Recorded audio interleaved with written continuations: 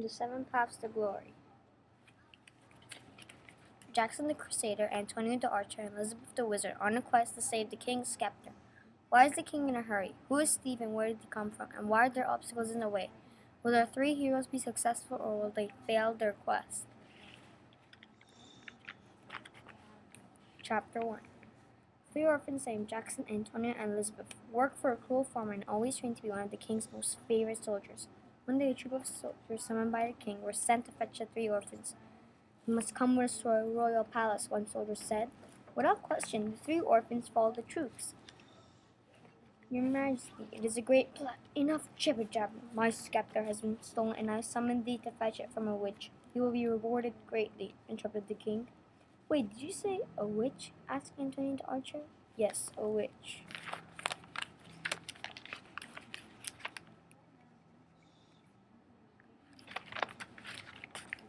"You must go in order of the map. Now, be gone," said the king. Without word, the children packed, awaiting a great journey full of fortunes, unaware that they are taking a step closer towards their death.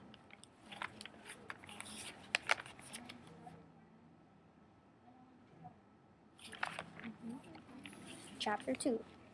Their first destination is a cave on a mountain. They must exit from the end of the cave. In the cave, the ground started to rumble and they heard a distant roar.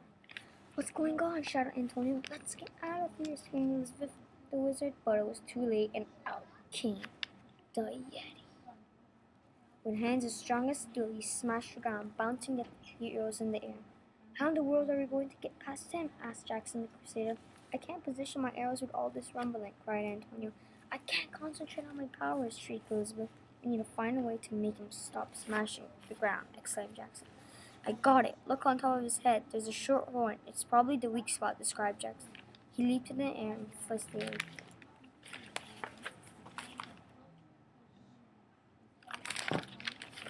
Sliced the Yeti's horn off, leaving the Yeti crying tears the size of basketballs.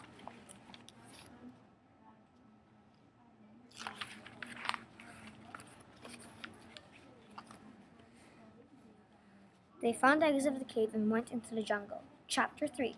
Trying to get past the jungle appears for many thick and pointy plants. "I think I got some spikes stuck in my bottom," said Antonio.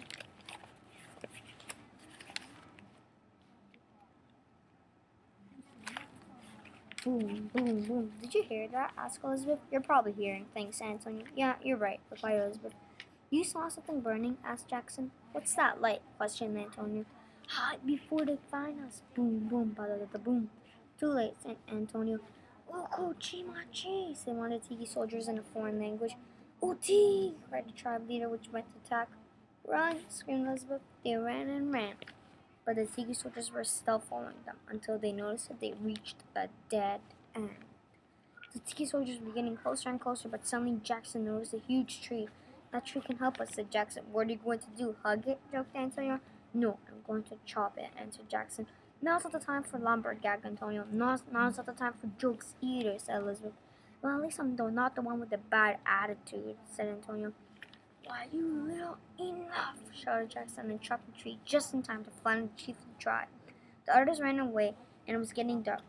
"Let's camp out here for the night," said Jackson.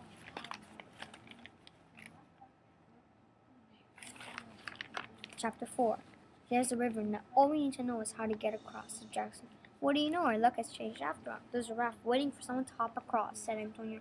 "I don't know. This is kind of suspicious," said Elizabeth. "I don't know about you guys, but I'm taking the risk," said Antonio. After a big commotion, they finally agreed to take the risk. Suddenly, they heard a huge roar, and the raft started to shake. "What's going on?" shouted Jackson over the noise. "I told you guys we shouldn't have taken the risk," screamed Elizabeth. "Well, at least we'll be one of the first people to go over a waterfall," stated Antonio.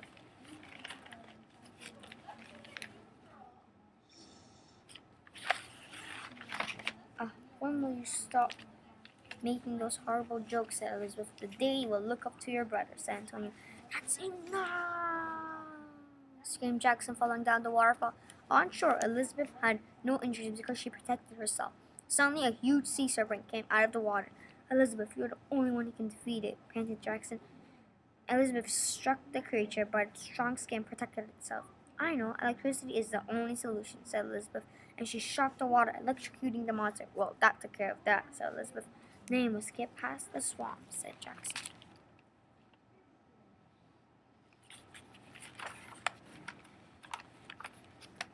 Chapter 5. They passed many lakes until they reached the biggest swamp ever. So much mud, shrieked Elizabeth. Antonio got a nerve to splash Elizabeth, and that's exactly what he did. I'm all covered in mud, she cried. Not again, groaned Jackson as the fight began. Hey, I'm stuck, said Jackson. Same, said Antonio and Elizabeth. They rose higher and higher, and something got their collar and slowly brought them face to face with the swamp monster.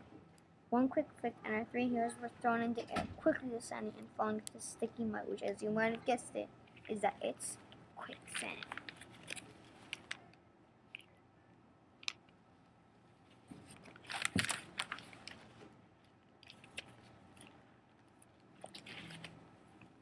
They were rapidly sinking until something grasped Jackson's hand and pulled them all up. Who are you? Asked Jackson.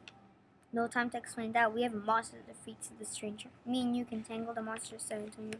Antonio shot his strongest arrows, and the stranger shot his sharpest ninja stars, and they pinned the monster to a tree. Well, that's it for today. Let's take a rest and relax, because tomorrow we will bring the scepter back and be recruited in the king's army, said Jackson.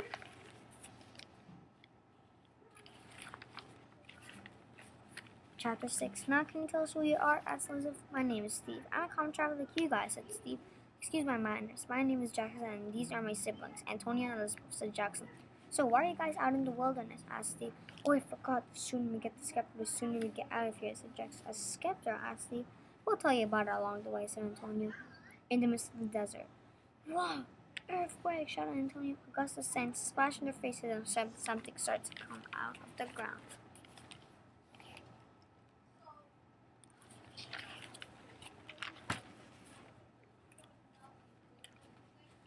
I can't see, said Jackson. Elizabeth and Steve couldn't see either, but Antonio could. What's that light? Asked Elizabeth. It's a monster, answered Antonio. Antonio shot as many arrows as he could, but they all went through the monster. Antonio kept on getting blown in the air. In the air, he put his most concentration on a hexagonal shape on his forehead. Bullseye! He hit the monster's weak spot, and the monster sank back into the sand. The others recovered from their blindness and came across the volcano.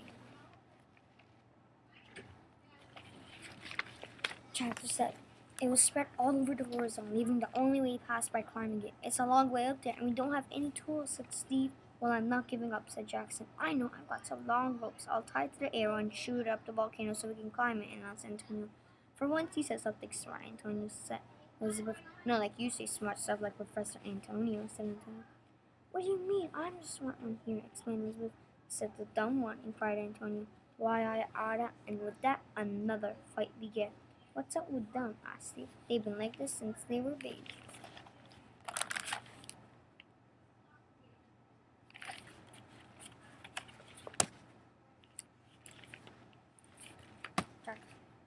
At the top of the volcano, the lava was at the edge. The only way across is by walking across the stone, said Jackson. Halfway across, something big popped out of the volcano. Not again, moaned Antonio. Every time the lava monster stepped on a rock, it sank in the lava. We must destroy it before it destroys our path, said Steve. Jackson, you guys, jump out that platform, said Jackson. Jackson leapt on the biggest platform with the monster on and dug his sword with super strength, splitting the platform, making the monster fall in the lava. Hurry, before it gets back up, shouted Jackson. Finally, our last destination, the witch's house, said Jackson.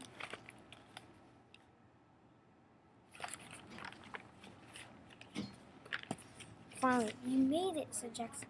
Well, what are you waiting for, said Antonio. I'm not sure. This could be a trap, answered Jackson. Look, it's open, said Elizabeth. They barged into the house. Then they heard a voice.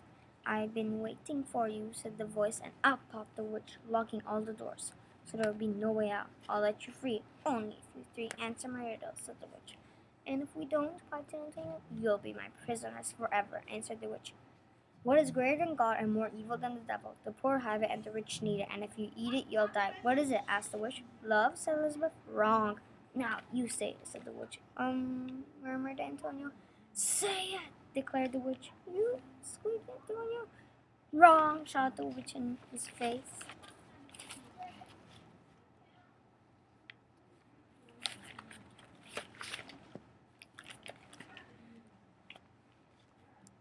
How about you? Pointed the witch at Jackson. Nothing. Nothing is greater than God, and nothing is more evil than the devil. The poor have nothing, and the rich need nothing, and if you eat nothing, you'll die, answered Jackson. Correct, but that doesn't mean you can escape from here, exclaimed the witch, and she froze Jackson and Tony hid in the corner, too scared to fight. Well, I guess we must settle this a different way, said Elizabeth. Suddenly, Steve returned with a woman with a broadsword, dressed in ragged clothes. Very skillfully, the woman defeated the witch.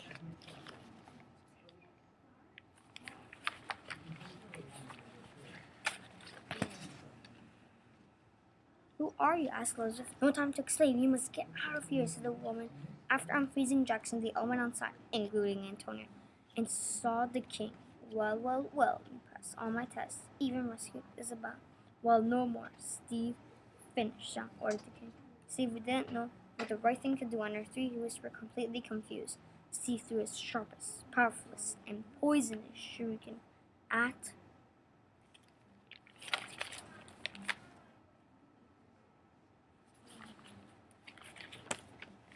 the king. What did you do? Shouted Jackson and leaped into the air and landed on Steve, ready to kill him. Leave him alone. This is not what it looks like. He did the right thing, said Isabella. The right thing? Questioned Antonia and Elizabeth at the same time. Chapter 10. I'm your mother, said the woman. You must have been mistaken, ma'am. And how should we know you're not lying, said Jackson. Just trust me and listen.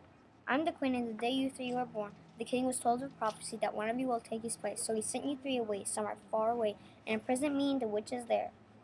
So I won't tell anyone. When he found out that you three came back, he made a plan to finish you once and for all. And your friend Steve here works for the king, said the queen. Steve, you too? Asked Antonio. Yes, it's true. The king told me that if I kill you three, he will cure the sickness of my parents, said Steve. Let's go back, said the queen. Go where? Asked Elizabeth. To the castle, of course, answered the queen. Good afternoon, your majesty, said the squire. Now that we're all here, one of you must rule as the king, said the queen. Not me, of course, said Elizabeth. Jackson, you deserve this more than I do, said Antonio. Thank you, brother, said Jackson.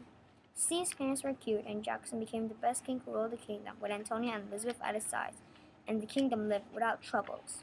For now.